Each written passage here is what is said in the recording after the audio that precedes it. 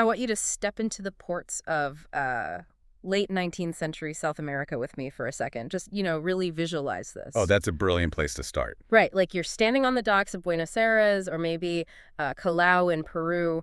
The air is super heavy. It smells like sea salt and, raw canvas, burning coal from all those steamships. Exactly. The Industrial Revolution in full swing. Yeah, exactly. And you walk past the railway yards, past the warehouses with all this European merchandise, and you reach these makeshift fields of just like hard red dirt. And that's where the magic actually happens. Right there, rolling in the dust, you find something totally foreign to the continent, a stitched leather ball.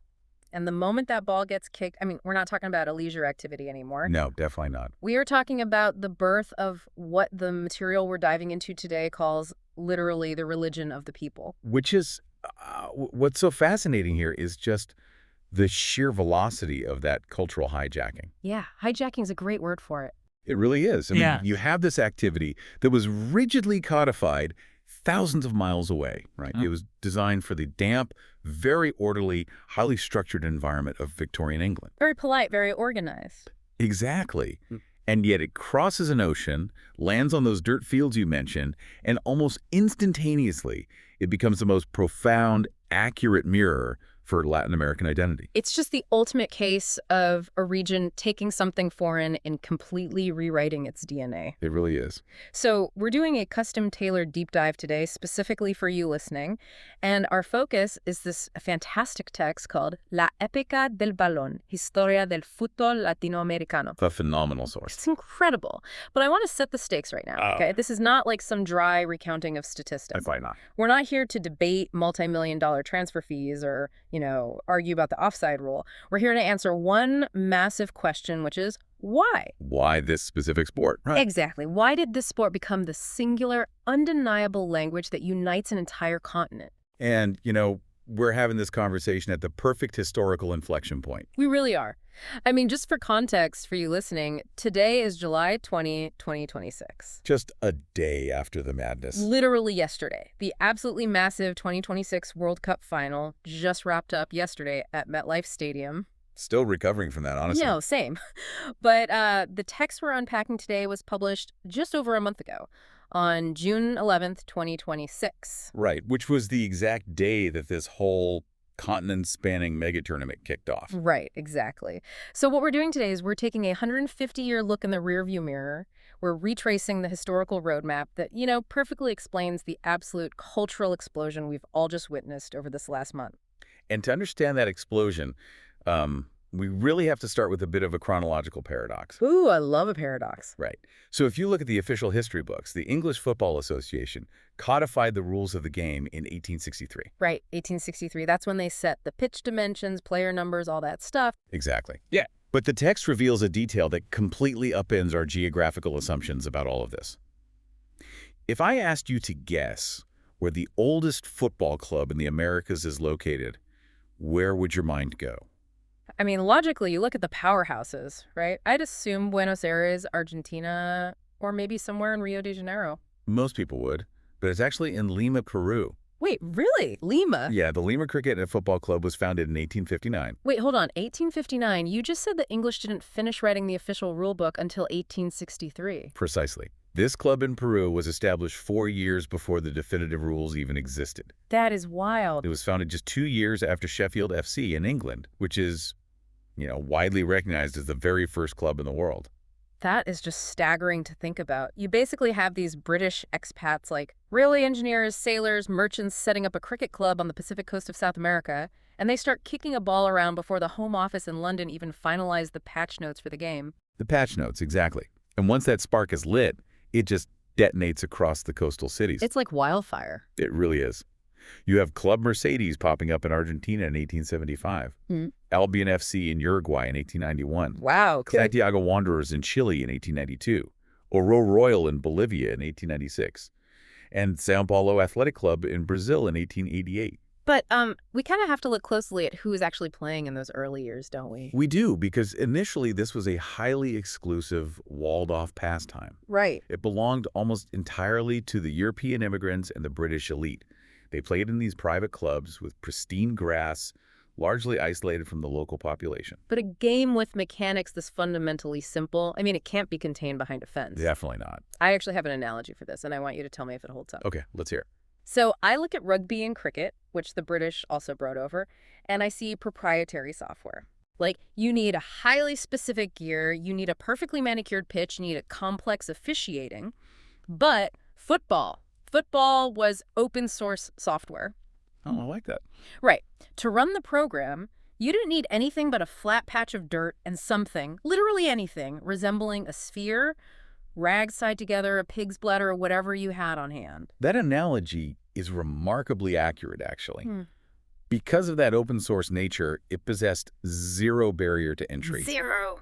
And that brings us to what historians in our text call the Criollo shift. The Criollo shift. Right. The game literally leaked out of the private British clubs and flooded into the potreros. The dirt fields. Exactly. Those uneven, dusty, vacant lots in the working-class neighborhoods. It was adopted by the Criollos, the mestizos, the Afro-descendants. And when they downloaded that open source software, they didn't just play it right. They completely recoded it. They had to. I mean, if you're playing on a pristine English lawn, you can play a very structured, physical, long-passing game. Sure, the ball rolls perfectly. Exactly. But if you're playing on a chaotic, uneven dirt lot in a crowded neighborhood, the ball doesn't bounce predictably at all. It's popping up everywhere. Right. So you have to learn to control it tightly. You have to use deception, quick footwork, and just improvisation just to keep possession. The environment itself dictated a total stylistic mutation. And that leads to this massive, ongoing historical turf war over who gets the crown for the first true Criollo club, right? Oh, the debates are intense. Like a club founded by the locals for the locals without the British elite.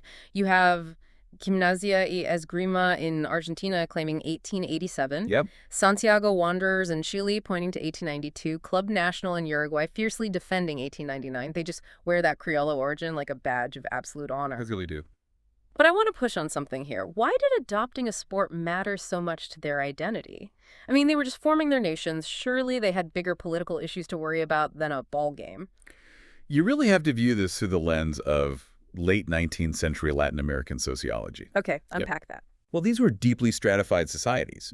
The invisible walls between the factory owner and the factory worker, or between European descendants and Afro-descendants, they were practically impenetrable. Right, very rigid class structures. Exactly.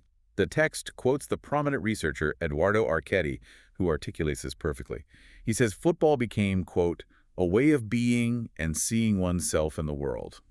So, meaning it was the great equalizer. Exactly that. On the potrero, your pedigree meant absolutely nothing. It was just about skill. Right. If you were a marginalized kid from a slum, but you could outdribble the son of the wealthy merchant, you had power. You had visibility. Wow. It was this arena of instant democratization where the strict social hierarchies were temporarily suspended and eventually completely dismantled on the pitch. Okay, I see that. Yeah. So you have these local leagues burning like wildfire in the early 1900s. The tribalism is setting in, but eventually dominating the neighborhood just isn't enough anymore. It never is. Right. You want to see if your brand of this open source software can beat the nation next door. Which necessitates a completely new infrastructure. By the 1910s, the national leagues in South America are drawing immense crowds. The stadiums are getting packed. Right. The rivalries are becoming heavily commercialized and just intensely passionate.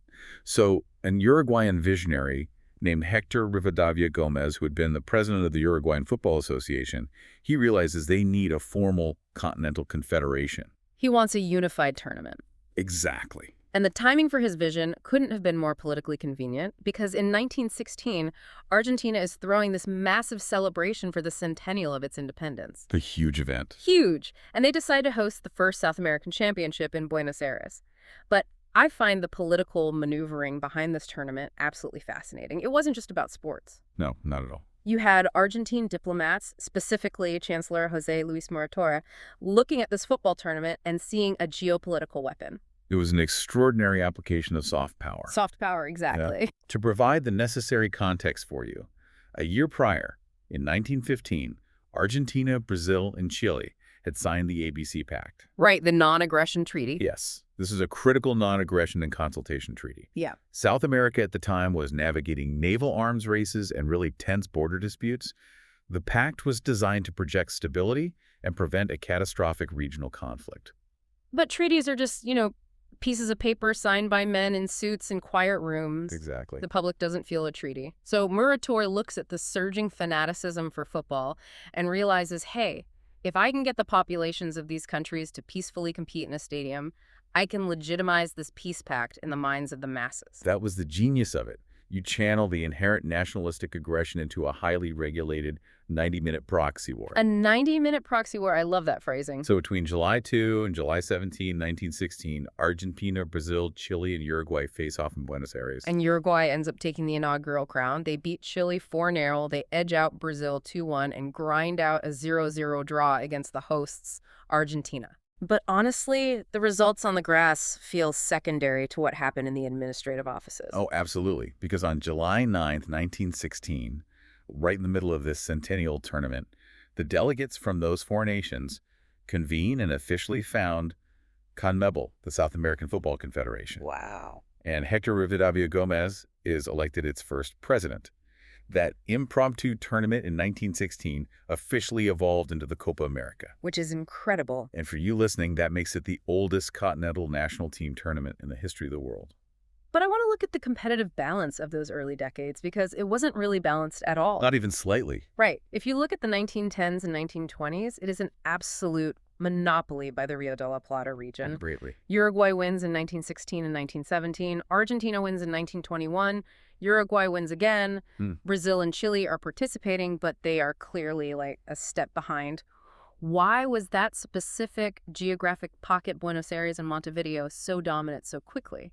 The text attributes this to the unique demographic explosion of those two cities. Okay, how so? Well, Buenos Aires and Montevideo were these hyper-cosmopolitan port hubs, and they were receiving unprecedented waves of European immigration. Ah, right. You had Italians, Spaniards, Britons, and Eastern Europeans arriving by the hundreds of thousands. They brought their distinct sporting traditions and physical cultures, which immediately collided and intermingled with the established local Criollo and Afro-descendant populations. So it's a massive, accelerated cultural mixing bowl. Precisely.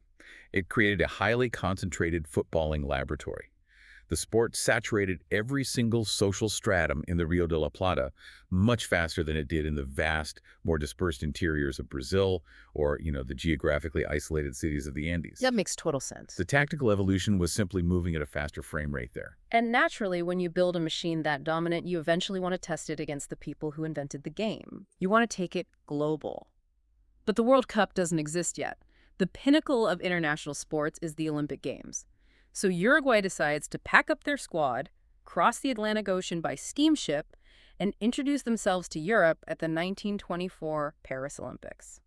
And you really have to place yourself in the shoes of the European sporting establishment in 1924. They were probably pretty arrogant about it, right? Very. They viewed South American football as an intriguing novelty, perhaps a bit primitive. Wow. Then Uruguay steps onto the pitch in Paris. And they don't just win, they unveil a paradigm of football that Europe didn't even know was mathematically possible. Because it was fluid, right? It was deeply interconnected. The ball rarely left the grass. They were stringing together these short, rapid passes, while the Europeans were still playing a very rigid, long ball game. The European press was utterly mesmerized. Uruguay wins gold in 1924, and then, to prove it wasn't a fluke, they travel to Amsterdam in 1928 and win gold again. Back to back. They were back-to-back undisputed global champions. Which forces FIFA's hand. I mean, the international governing body realizes they can't have the Olympics dictating the world champion of their own sport. Exactly. So in 1928, they officially decree the creation of an exclusive World Cup tournament. And there was really only one logical choice for the inaugural host.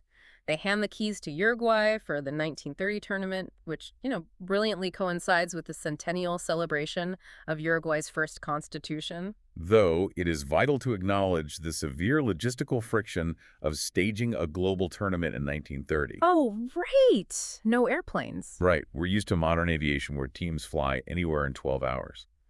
In 1930, reaching Montevideo from Europe required a grueling, multi-week transatlantic voyage on a steamship. Right, and it wasn't just the travel time either. It was the fact that most players weren't millionaires yet. They were working-class guys with day jobs. Exactly. Asking a factory worker in Europe to take 2 months off to sail to South America just to kick a ball was absurd. Consequently, many European federations simply boycotted or declined the invitation. That's a shame. It was.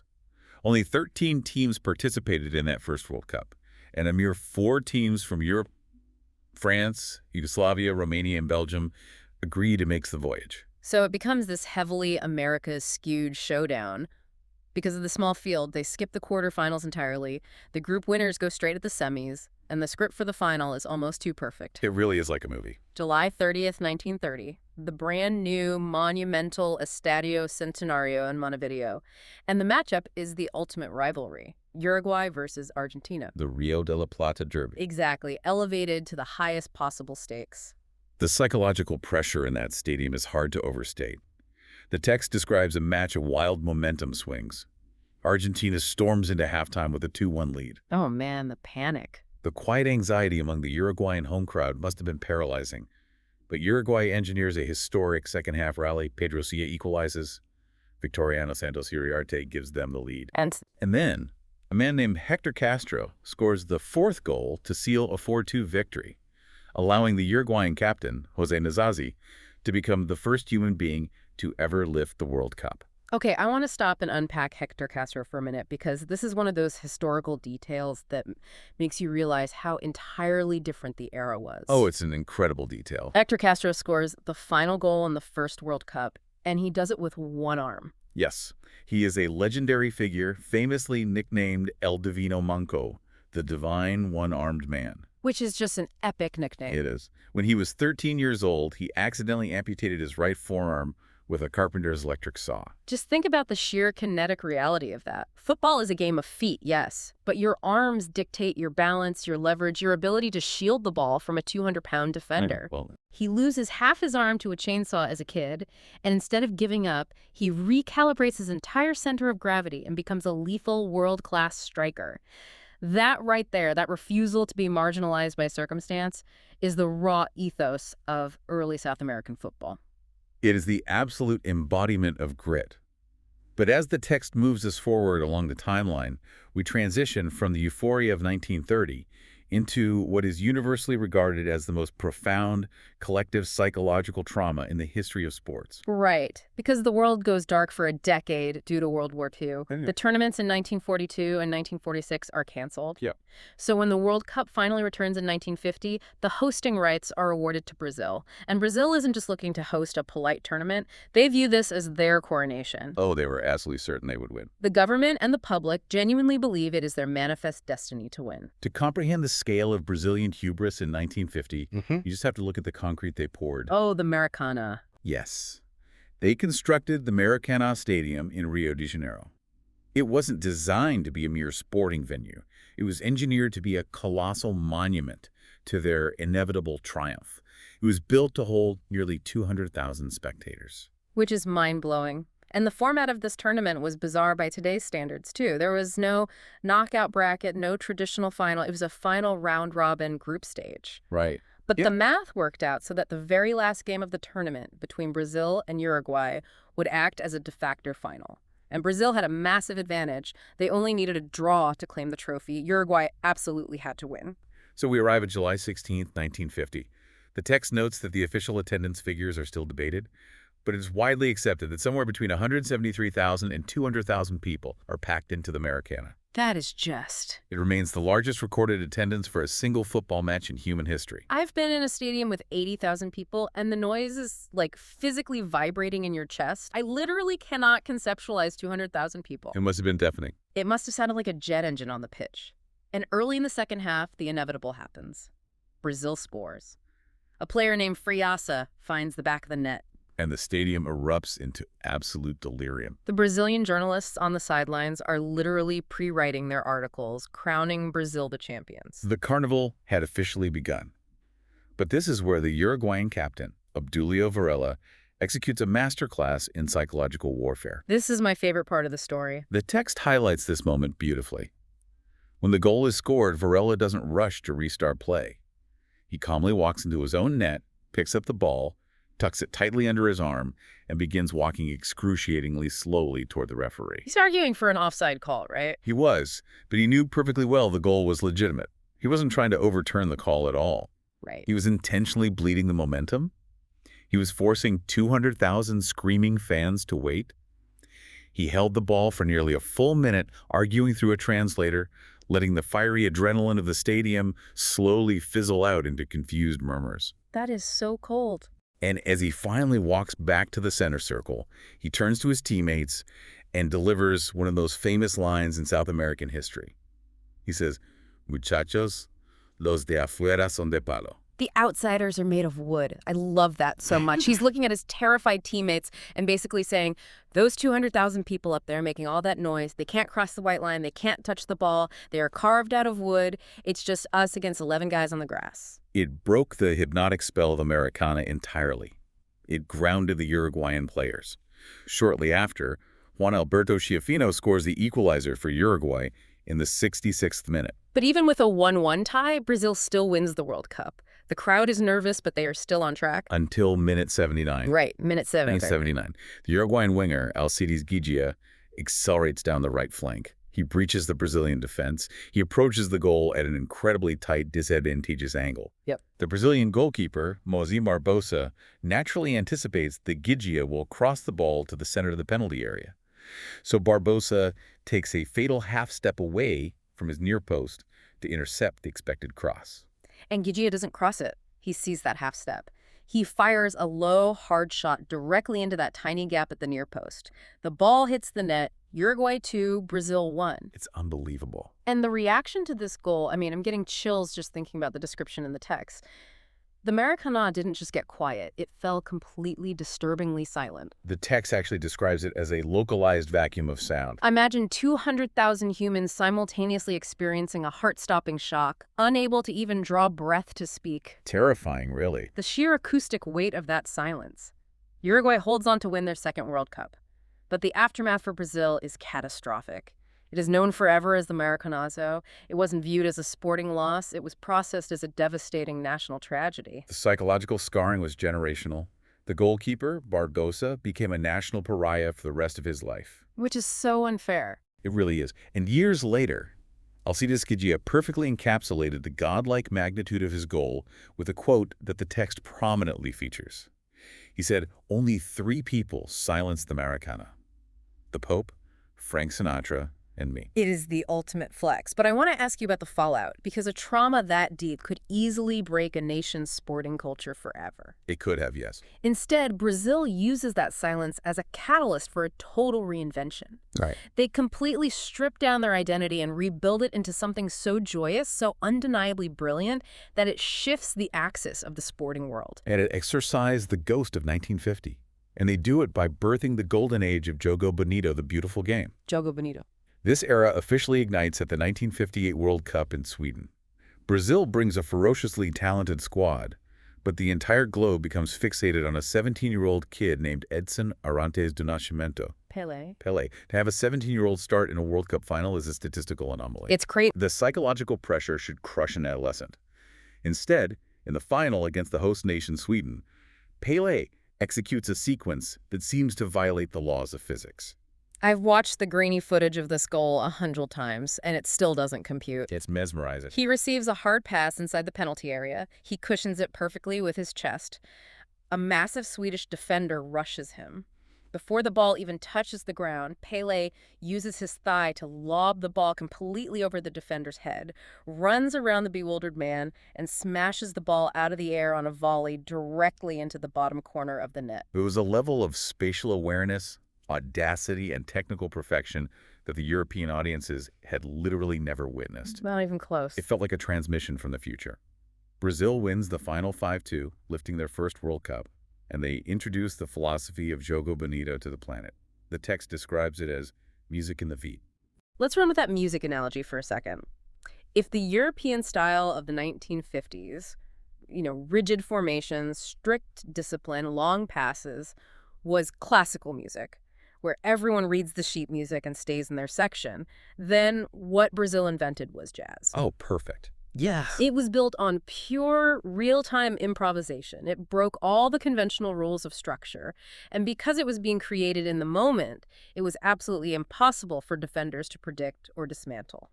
That analogy applies perfectly, particularly when you analyze Pele's teammate, Garrincha. Oh, Garrincha. Right, if Pelé was the foundational genius who established the rhythm of this jazz, Garrincha was the most chaotic, unpredictable, breathtaking saxophone solo you've ever heard.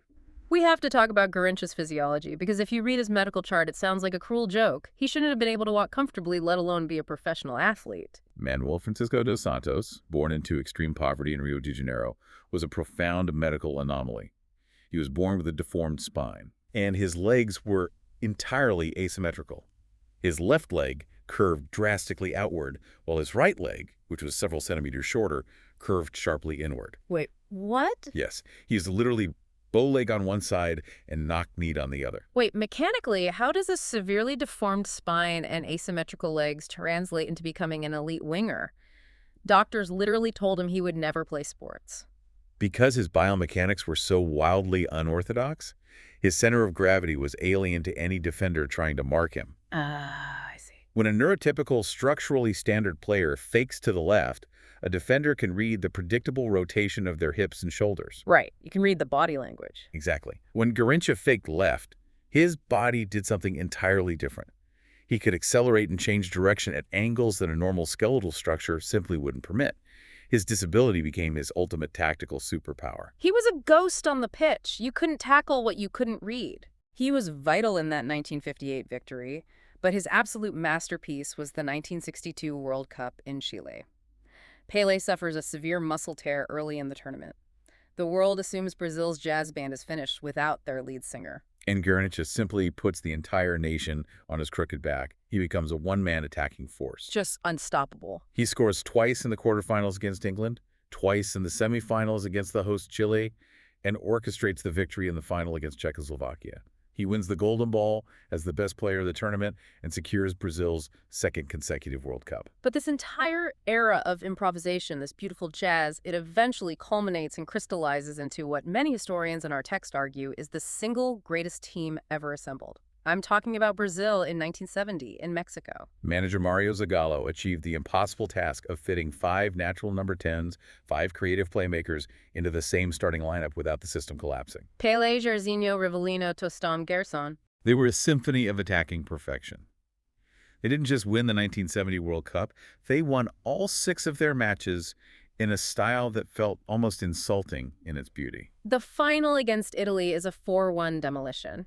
But the fourth goal, the text highlights it. And if you are listening to this and you've never seen it, you need to pull it up on your phone immediately.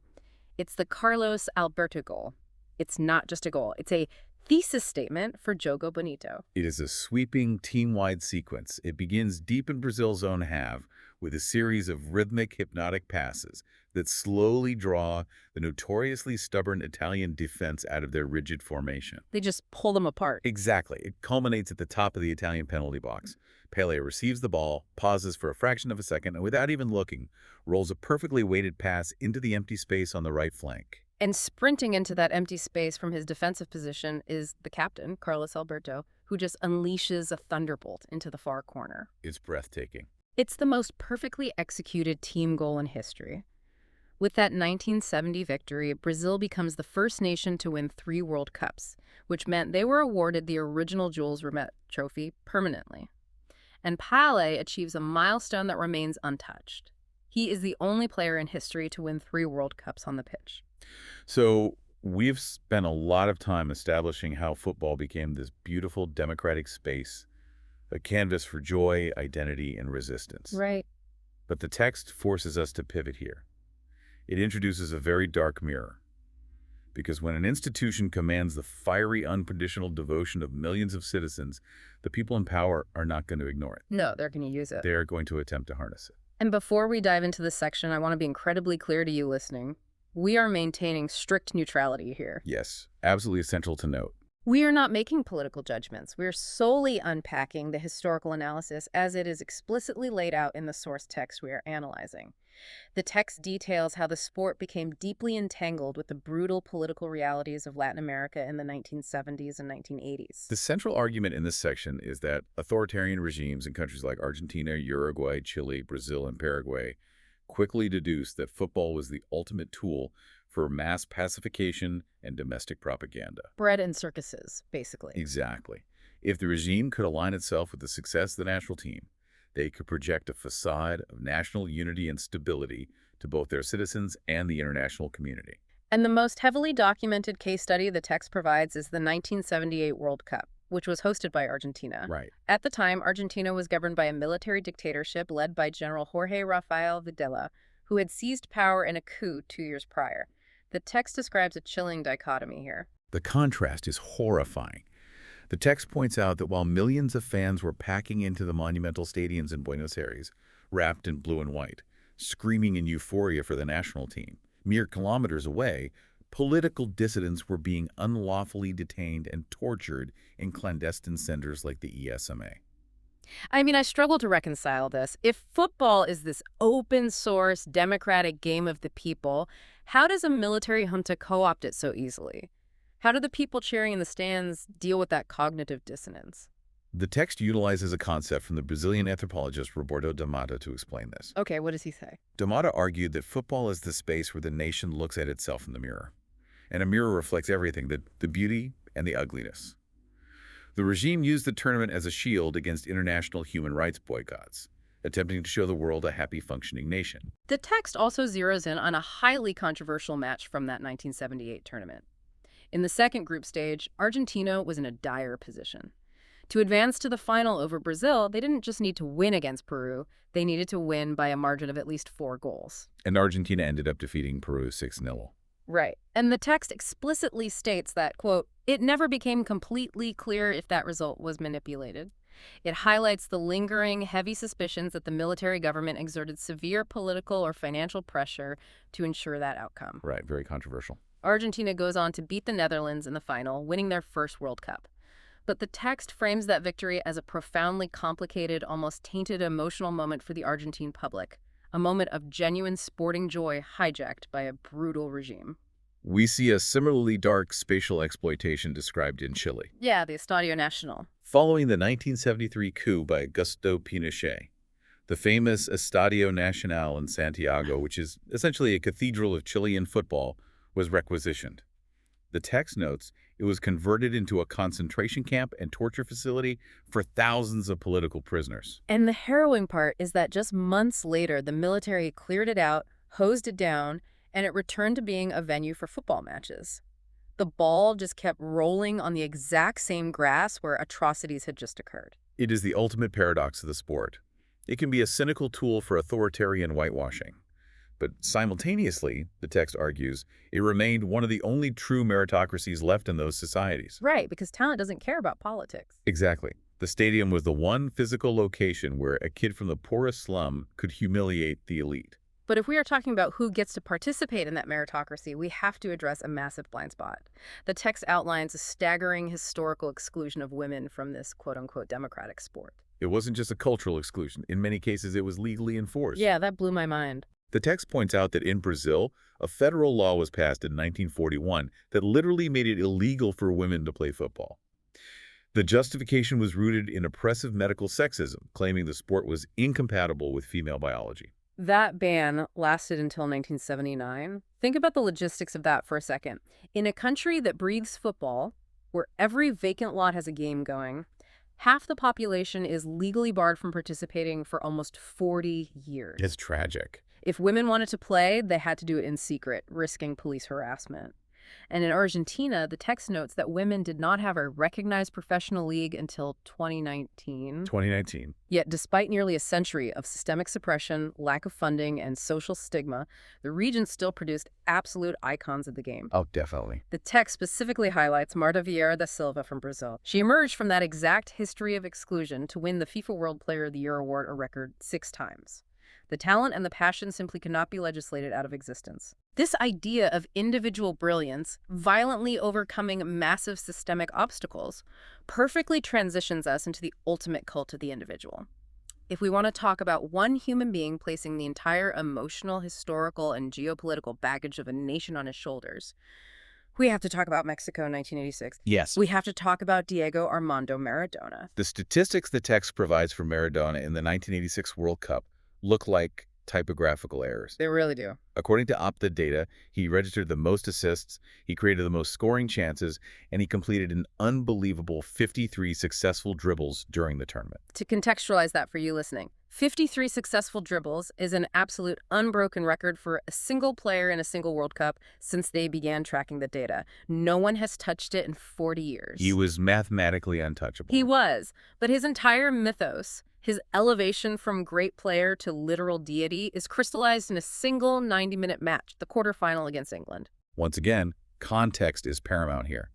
This match took place in 1986, exactly 4 years after the Falklands-Malvinas War between Argentina and the United Kingdom. Right. Maintaining our neutral analysis of the text, it notes that the conflict left hundreds of casualties on both sides and inflicted a deep, unhealed wound on the Argentine psyche. So when these two nations step onto the pitch in the Azteca Stadium in Mexico City, the text makes it clear. No one in Argentina viewed this as just a soccer game. Not at all. It was a symbolic continuation of a geopolitical conflict. It was a demand for symbolic retribution. And what unfolds are two of the most defining moments in the history of global sports, occurring exactly 4 minutes apart. 4 minutes. It is a masterclass in the dual nature of the Latin American game. Let's look at minute 51. The ball is lofted into the English penalty area. Maradona, who was notoriously short, jumped to contest the ball against the towering English goalkeeper, Peter Shilton. Shilton has the obvious advantage of being able to use his hands, but Maradona realizes he can't win the header. So in a split second of pure, unadulterated street instinct, he raises his left fist right next to his head and punches the ball into the back of the net. And the referee completely misses it. The goal is given. It is the ultimate manifestation of picardia, a concept the text heavily highlights. Picardia is that specific Latin American street-smart cunning, the survival instinct to bend the rules, to deceive a more powerful opponent when you are at a disadvantage and to get away with it. But the audacity doesn't stop on the pitch. In the post-match press conference, the global media is grilling him about the blatant handball, and he just flashes this mischievous smile and tells them the goal was scored a little with the head of Maradona and a little with the hand of God. Iconic. He cheated on international television, robbed a geopolitical rival, and branded it as divine intervention. But if the hand of God was a display of his cunning, what happened exactly 4 minutes later at minute 55 was the undeniable proof of his divinity. The goal of the century. He receives the ball in his own half of the field, and the text breaks down the geometry of what happens next. Over the course of 11 seconds, he covers 61 meters of the pitch. He takes exactly 10 touches of the ball. That's poetry. He surgically weaves past 5 different elite English defenders, leaves Peter Shilton sprawling on the turf, and slides the ball into the empty net. In 2002, FIFA conducted a massive global poll, and fans overwhelmingly voted it the single greatest goal in the history of the World Cup. I mean, how could they not? It is the ultimate dichotomy of Maradona. The sheer, shameless cheek to cheat with a smile, followed almost instantly by a display of athletic and technical perfection that no other human on earth could replicate. He single-handedly resolved the geopolitical grief of a nation on a patch of grass. He is named the player of the tournament, and Argentina wins their second World Cup. Same. Now, we've spent a lot of time hovering over these massive global World Cup spectacles, but the text makes a crucial pivot here. It argues that the true, everyday heartbeat of Latin American football isn't the national teams, it's the local clubs. The national teams assemble every few months, but the local clubs are a relentless, year-round, tribal obsession. No, people live and die for their clubs. They do. These clubs are the crucibles that actually forge players like Pelé and Maradona. And just as the national teams needed the Copa America to test their strength, these local clubs realized they needed a continental arena to determine the true champion of South America. Enter the Copa Libertadores de America. The administrative history of how this tournament was born is hilarious and chaotic. Very chaotic. The blueprint was essentially drawn up in 1948 when a Chilean club, Colo-Colo, organized a one-off South American Championship of Champions in Santiago. It was a massive success, but it didn't immediately stick as an annual event. It took a decade of backroom politicking.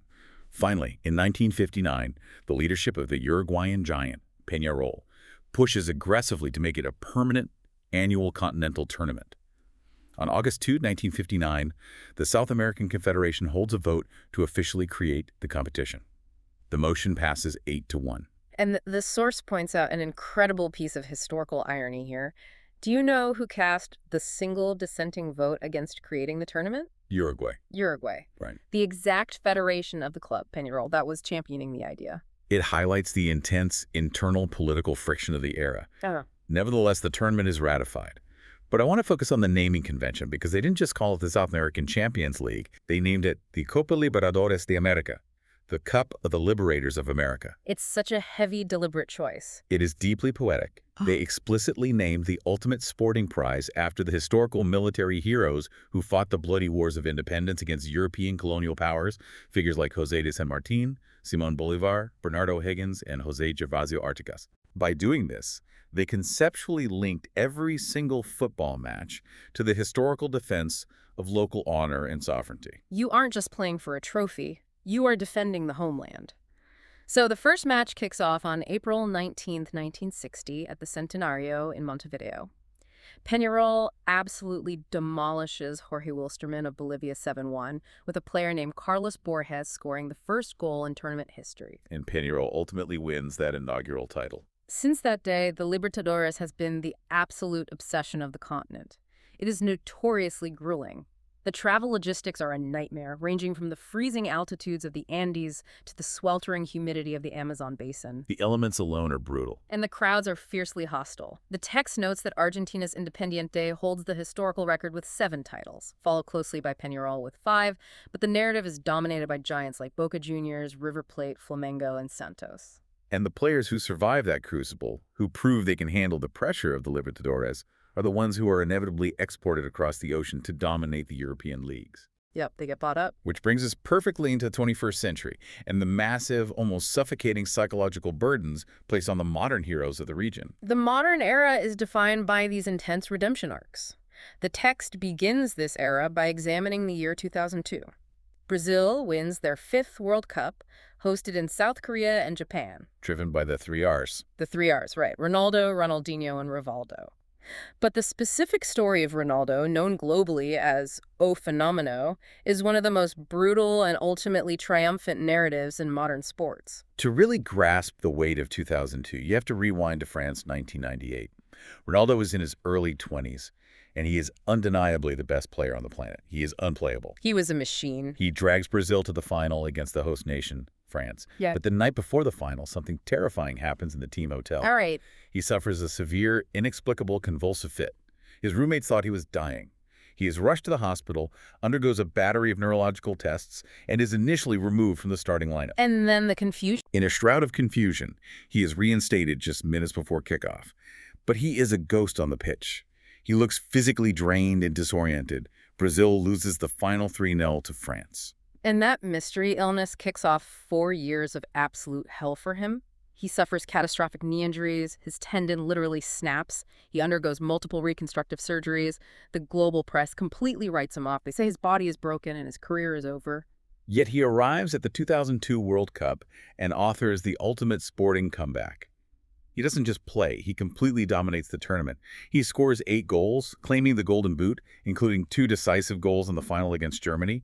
He exorcises the demons of 1998 and secures Brazil's 5th star. And right beside him, you have Ronaldinho, who is just out there casting spells, smiling while he plays, keeping that improvisational Jogo Bonito alive in a modern era that was becoming increasingly obsessed with rigid tactical systems. Exactly. Ronaldinho goes on to win the Ballon d'Or in 2005, but if we're talking about the agonizing, crushing weight of expectations, we have to turn the page to Lionel Messi. We do. The text frames Messi's narrative arc as perhaps the most complex, drawn-out, emotional journey in the history of the sport.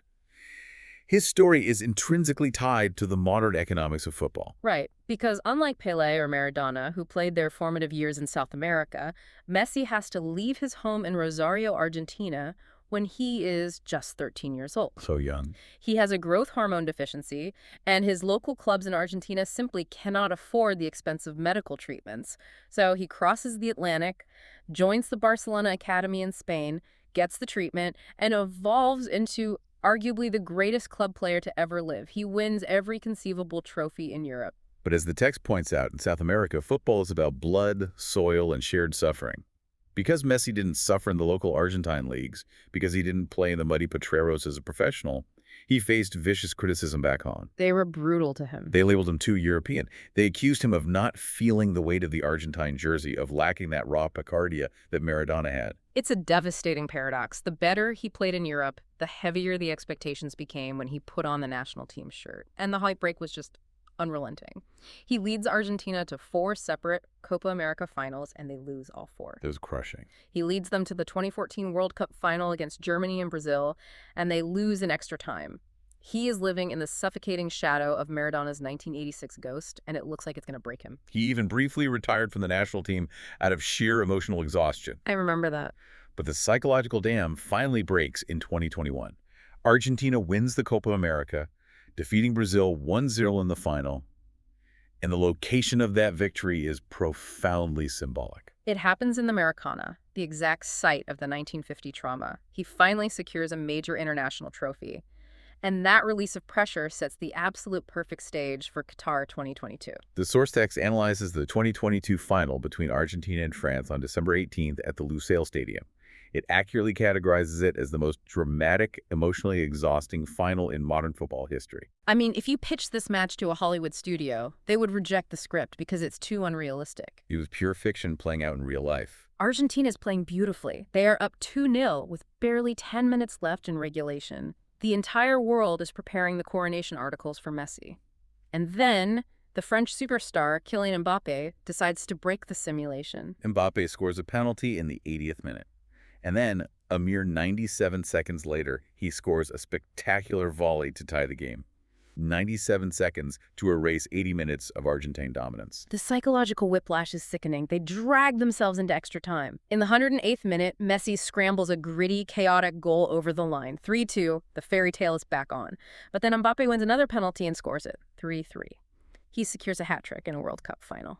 Which brings us to the dying seconds of extra time. The 123rd minute. The French striker, Randal Colomwani, finds himself completely alone with the ball at his feet, just inside the Argentine penalty box. My heart stopped watching this live. The World Cup is resting entirely on his boot. He strikes the ball with immense power. And the Argentine goalkeeper, Emiliano Dibu Martinez, spreads his body into an X and makes a sprawling, physics-defying save with his left outstretched leg. It is a save that literally rescues the destiny of a nation. The whistle blows. They go to penalty kicks. Argentina executes their penalties flawlessly, winning the shootout 4-2. And the enduring image of that tournament is Lionel Messi, at 35 years old, in his 5th and final attempt, collapsing to his knees on the grass, utterly consumed by tears. A powerful moment. It is the culmination of a 36-year national wait since Maradona in '86. He finally, unequivocally proves his Latin American identity through the only metric that his fiercest critics would accept. He brings the World Cup trophy back to Buenos Aires. It was a moment of profound catharsis, not just for Messi, but for an entire region that historically projects all of its socioeconomic anxieties, its hopes, and its need for global validation onto its footballing idols. And historically speaking, that triumph bridges us directly to the present-day context of the source material we've been unpacking. Exactly. As we noted at the top of the deep dive, today is July 20, 2026. The text we are using, La Épica del Balón, was published just last month on June 11th, 2026. Right. It was written to celebrate the opening match of the 2026 World Cup between Mexico and South Africa at the legendary Azteca Stadium. And looking back at the massive spectacle we've all been glued to for the last month, it is staggering to compare it to the origins we discussed. We started with English sailors kicking a leather ball on dirt docks, and we've arrived at a multi-billion-dollar, continent-spanning corporate behemoth. The source outlines the unprecedented logistical scale of this 2026 tournament. For the first time in history, the field expanded from 32 to 48 participating nations. It is also the first time the tournament has been co-hosted by 3 massive nations, the United States, Mexico, and Canada. And Mexico carved out a unique piece of history by doing so, becoming the only nation on Earth to host World Cup matches in 3 separate tournaments, adding 2026 to their legendary hosting duties in 1970 and 1986. The sheer geography of this tournament was staggering. You had teams traversing distinct climate zones. Matches were played in 2 Canadian cities, Vancouver and Toronto. 3 Mexican cities, including the altitudes of Guadalajara and Monterrey. And all those U.S. cities. Right, 11 different cities across the United States, stretching from Seattle down to Miami, culminating in yesterday's final at MetLife Stadium in New Jersey. And the Latin American presence was overwhelming. Argentina arrived carrying the massive weight of being the defending champions, having steamrolled through the CONMEBOL qualifiers. They were joined by the traditional powerhouses, Brazil, Colombia, Ecuador, Paraguay, and Uruguay. Plus the CONCACAF teams. Right, on the CONCACAF side, you had the host Mexico, along with Panama, Haiti, and Curacao. The opening ceremony alone was a massive flex of Latin cultural power, featuring global icons like Shakira, J Balvin, Maná, and Alejandro Fernandez. It was a vivid demonstration of how deeply intertwined the sport and the region's cultural exports have become on the global stage. It really is. So as we bring this deep dive in for a landing, let's try to synthesize everything. What is the core thesis we can pull from La Épica del Balón? The central unifying theme of the text is that you cannot separate the history of football in Latin America from the history of the region itself. They are the exact same story. That makes perfect sense. It is a narrative defined by incredible cultural mixture, by profound resilience in the face of poverty, and by a stubborn demand for democratization. Yes, the sport has been plagued by corruption, mirrored the severe inequalities of the continent, and been weaponized by political manipulators. But beneath all of that, the pitch remains the most democratic institution they possess. Right. It is the one sacred space where anyone, armed with nothing but raw talent and a ball, has the tangible opportunity to alter the trajectory of their life and dictate the emotional state of millions. It is the ultimate equalizer. But before we sign off, I know you were chewing on one final, slightly provocative thought, a question for the listener to ponder about where this beautiful game is actually heading. I am. And it builds directly on a specific tension highlighted in the source. The text romanticizes the potreros, those makeshift, uneven dirt fields in the working-class neighborhoods. It argues that the unique, improvisational, rule-breaking style of Latin American football, the Jogo Bonito, the Picardia, could only have been born in that unstructured, chaotic environment. Where they had to adapt. Exactly. But we have to look coldly at the reality of the 21st century. Rapid, relentless urbanization is physically paving over those dirt fields. They are being replaced by concrete infrastructure and high-rises. The physical space for that free play is disappearing. Exactly. And simultaneously, hyper-efficient, highly capitalized European football academies are establishing vast scouting networks across South America. They are scooping up Latin American kids at younger and younger ages, 9, 10 years old, and inserting them into rigid, tactical, systemic training environments before they even hit puberty. Wow, that young. Yes. So the question I want to leave you with is this. As the potreros vanish and the European tactical machine encroaches, will the raw, improvisational Criollo style survive the next 50 years? Or is the very soul of Latin American football slowly, methodically being gentrified out of the game forever? That is a heavy, fascinating conflict to leave on. The struggle between the wild, unpredictable street game and the sterile, optimized academy. Listener, thank you so much for joining us on this deep dive into the epic history of Latin American football. I hope we've given you a completely new lens through which to view the game the next time you see that ball rolling on the grass. Keep exploring, keep questioning the mechanics behind the history, and we'll catch you on the next one.